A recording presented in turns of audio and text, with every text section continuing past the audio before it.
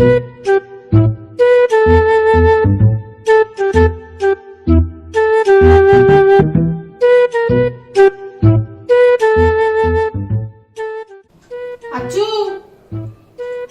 അച്ചു ചെറുക്കൻ എവിടെ പോയി കിടക്കുന്നു?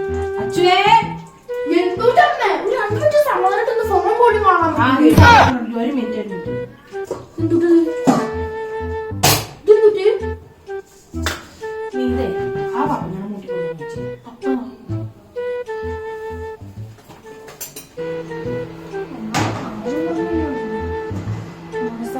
ഒന്നും കാണാൻ പറ്റില്ല. പപ്പ ഇത് എവിടെ പോയി കിടക്കാണ്?